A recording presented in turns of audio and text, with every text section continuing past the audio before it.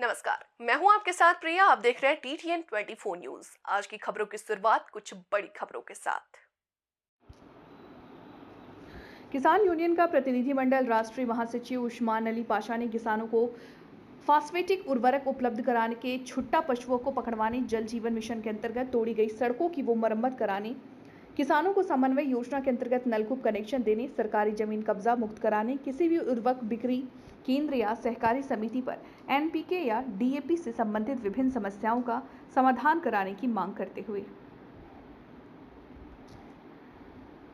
जी, मेरा नाम उस्मान अली पाशा है। मैं राष्ट्रीय महासचिव हूँ किसान यूनियन का। आज हमने एक ज्ञापन तहसील दिवस की अध्यक्षता कर रहे हैं हमारे जिला अधिकारी साहब को दिया है, जिसमें ज्ञापन में किसानों को फास्फेटिक उर्वरक उपलब्ध कराने, छुट्टा पशुओं को पकड़वाने, जल जीवन मिशन के अंतर्गत तोड़ी गई सड़कों की मरम्मत कराने, किसानों को सामान्य योजना के अंतर्गत नलकूप कनेक्शन देने और सरकारी ज़मीनें कब्जा मुक्त कराने के संबंध में ज्ञापन दिया है। जो पहला बिंदु है फास्फेटिक उर्वरक, इस समय धान की रोपाई का कार्य चल रहा है, मक्का की बुआई का कार्य चल रहा है, मूंग की बुआई का कार्य चल रहा है, उड़द की बुआई का कार्य चल रहा है। सब में फास्फेटिक उर्वरकों की ज़रूरत होती है और किसी भी सहकारी समिति पर या बीज खाद विक्रय केंद्र पर फास्फेटिक उर्वरक उपलब्ध नहीं है।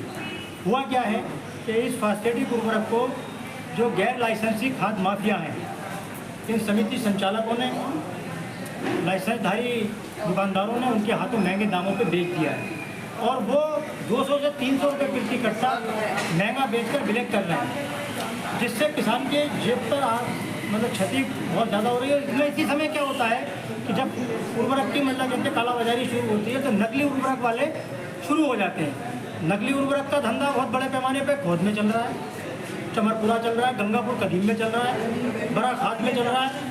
तो ये ऐसे ज़िले में ये तो चिन्हित जगह है और ये खुशहालपुर है, वो तो मतलब नकली दवाइयाँ, नकली खाद, इसके एक अड्डा बना हुआ है और कृषि विभाग की मिलीभगत से बहुत बड़ा काम वहाँ पर नकली उर्वरक, नकली दवाइयों, नकली बीजों का होता है। लेकिन आज तक किसी की मदाल किसी अधिकारी की जाकर वहाँ पर मतलब जाँच की हो।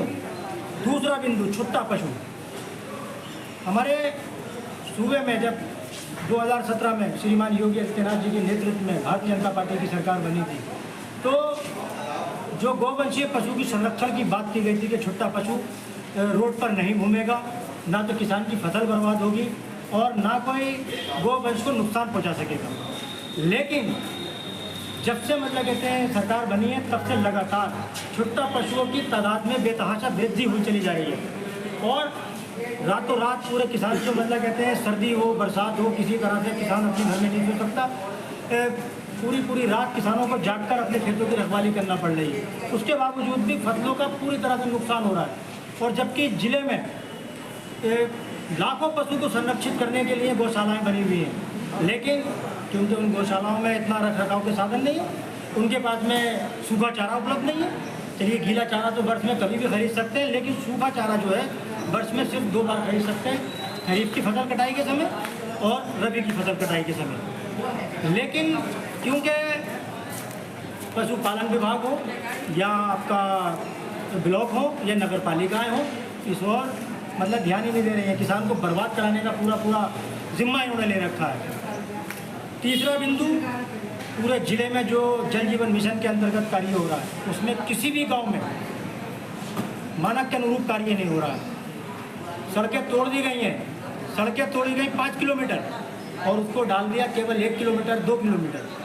वो डालने के बाद में खाली खाना पूर्ति कर दी गई और जो उसके अधिशासी अभियंता हैं उत्तर प्रदेश जल निगम ग्रामीण के, उनकी मिलीभगत से और जो वीडियो है संबंधित कोई भी वीडियो, उनकी मिलीभगत से वो वहाँ पर मतलब कहते हैं उनको NOC भी मिल जाती है और वो लोग जो हैं तोड़ी गई सड़कों की मरम्मत नहीं कर रहे हैं।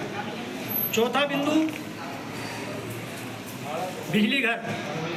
हमारे आप जैसा कि सब जानते हैं कि पेट्रोलियम पदार्थों पर दिन प्रतिदिन मतलब कहते बढ़ोतरी की जा रही है और सरकार कहती है कि हम मुफ्त बिजली दे रहे हैं, जबकि सामान्य योजना के अंतर्गत नलकूप कनेक्शन कोई भी जिले का बिजली घर नहीं दे रहा है। जबकि सरकार का कोई आदेश ऐसा नहीं है कि सामान्य योजना के अंतर्गत नलकूप कनेक्शन नहीं दिया जाए।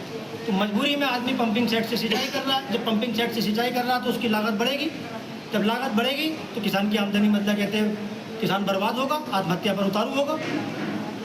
भूमाफियाओं ने सरकारी ज़मीनों पर कब्जे, पूरे ज़िले में भूमाफियाओं ने सरकारी ज़मीनों पर कब्जे कर रखे हैं। सबसे बड़ा जो मामला मेरे संज्ञान में आया है तहसील सदर का झोलपुर गांव, जिसमें गाटा संख्या 341 और गाटा संख्या 412, जो कि बंजर और रेत की ज़मीन है, उसके साथ साथ किसानों की भी ज़मीन है इन्हीं गाटाओं में।